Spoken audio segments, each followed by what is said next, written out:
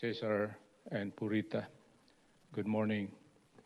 We are victims of toxicity. That's why we stand here and share our voice to you in this closed session, delving on closed session 1 to 8 items. Thank you, City Clerk Force. You are a witness in what I and my wife's perception of corruption by assigned leadership by this 2020 to date city administration. District councilors, attorney office, and the rest, particularly the executive branch, the mayor. Agenda closed items 1 to 8 are byproducts of lack of moral solving problem skills, lack of social judgment skills, lack of intelligent interest in San Diegans, lack of preparedness, lack of algorithm as far as priorities are concerned. Chunk of resources goes to the law and order. Why? Instead of putting flesh and blood to the have-nots for jobs and so on and so forth. We need creation of jobs, education, training, private technology, manufacturing. We cannot defeat nature, but we can only prepare and protect us. Flood victims, injuries and death as a result ought to be adequately compensated. Air pollution victims at District 8, Tijuana River issue. What are we doing? Do you have to close session to solve this issue? What about the hot spots in District 2 and District 9, Councilor Rivera? What have we done? Where are the purifiers? What is the progress of purifiers? What is the progress of cure, medicine, clean air, clean food, clean and safe neighborhood? This is the summation of this 1 to 8, and I have to continue. We have not cared people. We have not protected people. That's the issue here, and that's very essential in urban planning. We failed, and we witnessed it since 2020 to date under your administration. I'm not after the color red, blue, or white. Look at the flag that is standing at North Park. What kind of flag is that? That's secession. That is not a U.S. flag. That's your failure. 3 more years, you'll go home, leaving us with your political virus. Thank you. And your political booties with you. Fancy house, fancy cars, multiple accounts from your dummies, relatives, and friends. We know that. Thank you. Thank you for that concluding remark. I've started the 5-minute timer here in council chambers. Going to those participating remotely, if you... The first speaker on item C5. This is about a lawsuit taking place about the future of tiered water systems for San Diego, tier bill payment systems. This item caught my eye because, it's my understanding that we need to be working on a future where low-income people can have help in their billing payment process. And that means basically something of a two-tiered system where people who can afford and who have the means and income can possibly pay a bit more money each month compared to people who don't. And so I'm wondering what exactly this item is about and what it is. I fully believe in the concept of equality. This is a question about addressing equality versus equity. I hope we can address equity. These issues need to be addressed, and to quickly offer good luck in how you can talk about the subsidy process with San Diego can talk about the subsidy process with San Diego Water Department officials in that battle going on right now. Make that argument clear, I hope. For item C, there's a next C item article about the future of working on Bay issues, barracks issues with the Navy that I think will be affecting the San Diego Bay area. Really good luck in working on just overall practices of environmentalism for the future of San Diego Bay.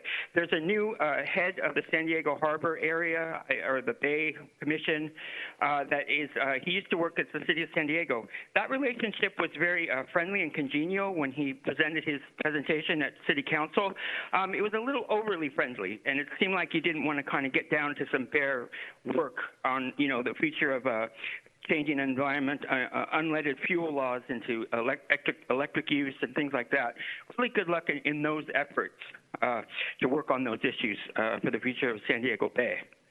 Finally, with all the contract negotiation process for CS6, a lot of police work was involved in there, police raises and police negotiation labor issues. Did you guys just hear the statistics that there is currently there is a rise in police deaths of people happening across the country? Police killings are on the rise. After George Floyd, after we're told we cannot use the words police reform in the public meeting process, you all know that. You cannot say police reform. You'll be eschewed. You'll be politely booed. We now have a rising police killings. What's going on? Let's work on it. Okay, yeah, it's kind of sad to see that we're constantly in litigation that's kind of, basically proving that you guys aren't, doing things to make things better, but we're constantly having to take people's hard-earned money and spend it on things that you guys aren't doing. You're not, doing your job as far as dangerous conditions of the streets and different things like that. These intersections continue to be in dangerous conditions. That's going to lead to more and more litigation as time goes. The excessive force used by police officers during a traffic stop, that is something that's been known to happen. I mean, and instead of really just making sure we have trained individuals that aren't going to be, kind of going out of their duty and abusing people, now we have to spend money. That should actually come from the officer who was involved in that,